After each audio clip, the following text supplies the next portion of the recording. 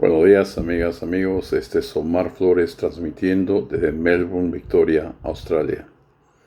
El comentario bíblico de hoy está basado en las enseñanzas de Jesús, de acuerdo a la narrativa de Mateo, capítulo 5, versículos del 17 al 20.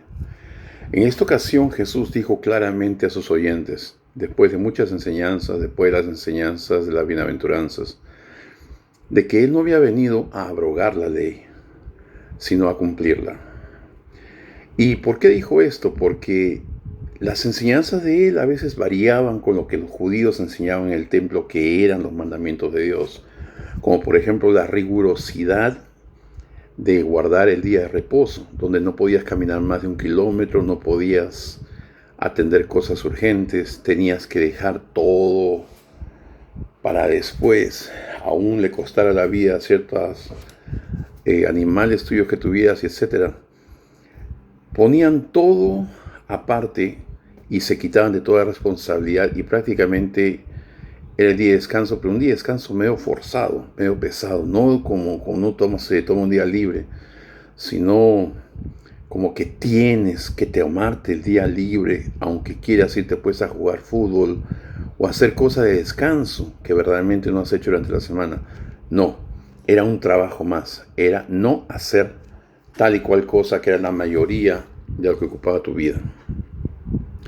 Y pues Jesús enseñaba en contra de esto y decía que el sábado había sido dado para beneficio del hombre y no el hombre para estar esclavizado al sábado.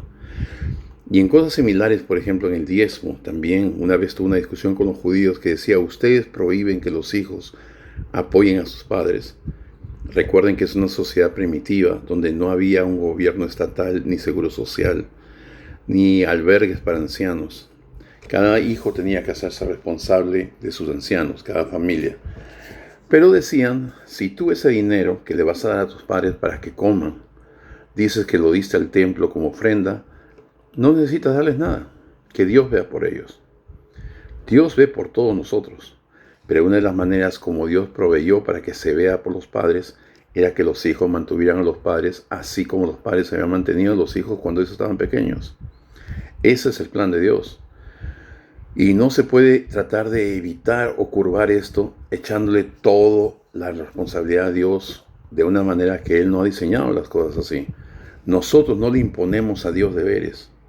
Dios ha adquirido voluntariamente deberes con nosotros que Él desea en su majestad y en su piedad y misericordia tener. Pero no se le puede forzar a Dios eso. Y de esta manera Jesús discrepaba a veces en la interpretación de muchas del entendimiento judío de la época de los mandamientos de Dios. Y pensaban, este hombre ha venido a abrogar los mandamientos de Dios. Pero no es así. Y es más, él dijo, aquel que enseñe que no se deben tomar en cuenta los mandamientos de Dios, sino que, y enseñe así a no guardarlos a otros, sería llamado el último en el reino de los cielos. Y aquel que los enseña a guardar y los enseña así a sus compañeros será llamado el más grande en el reino de los cielos. Aquí Jesús se refiere el más grande y el más pequeño al hecho de una comparación retórica de del que hace y no hace la voluntad de Dios. De tal manera que todos estos judíos que se creían con derecho de ir al cielo porque eran descendientes de Abraham, si a alguno de ellos se le ocurriese enseñar que no era necesario cumplir con los mandamientos de Dios, así como lo hacemos muchos ahora en muchas iglesias evangélicas, que dice hemos sido librados de la ley, no estamos atados más a la ley, y es más, solo somos salvos por gracia. Es decir, creyendo en Jesús y todo está arreglado, estamos sentados, estamos ya en gloria. Simplemente estamos esperando aquí a que se cumpla eso que ya está predestinado desde antes que naciéramos. Y pues estas palabras de Jesús contradicen esto. Jesús nos dice que es importante guardar la ley de Dios. Ahora tú me dirás, hay que guardar los 666 mandamientos que están en la ley, que los sacrificios y el ayuno y los panes ácimos y las fiestas estas de Urim, de Purim, del Passover y todas estas cosas. No se refería a ceremonias, no se refería a ritos, se refería a la ley moral de Dios, que es la única ley de Dios que vale. El resto eran regulaciones dedicadas solamente a la vida civil y vida social del pueblo de Israel, porque no tenían rey. Su rey era Yahvé, nuestro Dios. Y por lo tanto, así como le legisló la ley moral, le legisló también muchas reglas sociales y de vida en común.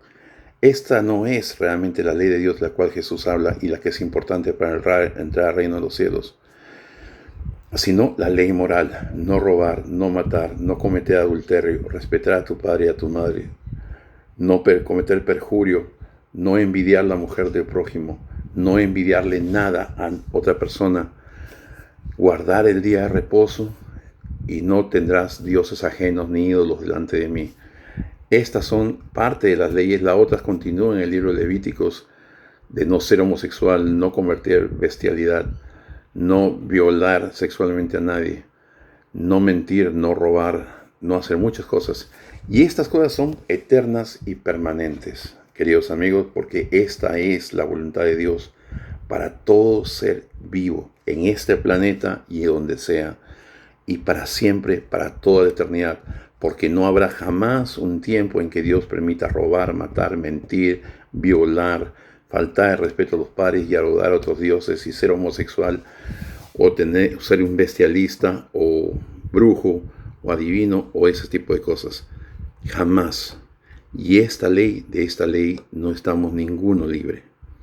Y aquellos que enseñan que no es importante guardarla, pues no tienen parte en el reino de los cielos, porque Jesús termina estas enseñanzas diciendo: a no ser que vuestra justicia sea mayor que la de los fariseos y los escribas, no entraréis al reino de Dios. ¿Y a qué se refiere? La religión de los escribas y de los fariseos era una religión litúrgica. Cumplían con las ceremonias, con los días de ayuno, los días de guardar, los sacrificios, etc. Así como muchos hoy día guardan la cuaresma, los ayunos, van a la iglesia todos los domingos, no se lo pierden por nada, etc. Aparentemente todo bien, pero no es el ayunar, el asistir al templo, el ofrecer sacrificios, el comer o no comer pan con levadura, o el guardar la cuaresma, o el no comer carne en los días viernes, lo que te salva, mis amigos. Eso no es así. Esos eran instrumentos para tratar de acercarnos a Dios y poder someter el cuerpo a las leyes del Espíritu. Pero en realidad, lo por lo cual seremos juzgados es por nuestra moral. Cuánto veraz hemos sido delante de Dios y de los hombres, y que no cometamos hurtos, ni mentiras, ni chismes, ni cosas que hagan daño a otra persona. Que seamos fieles a nuestras parejas, que nos mantengamos como hombres y mujeres rectos delante de Dios en verdad, es decir, creyendo en la verdad divina y no en fantasías, mentiras o engaños negativos. Entonces, estas palabras nos hacen recordar, queridos amigos, que Jesús nos recomienda, nos hace ver que aún estamos obligados a guardar la voluntad de Dios. Y que es falso creer, así como creían los fariseos, de que porque tú hayas hecho una oración de entrega hace un año atrás, estés libre para siempre de pecado. Esa es una mentira que no viene de Dios. No tiene absoluto nada que ver ni con nuestro Padre Yahvé, ni con Jesús, ni con el Espíritu Santo. Estas son mentiras satánicas.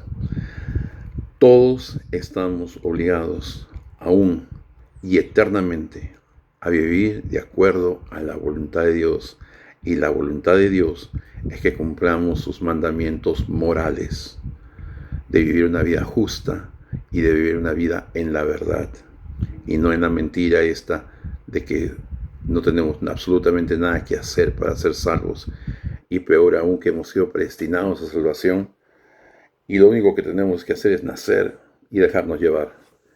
Ese es el camino más rápido al infierno, queridos amigos.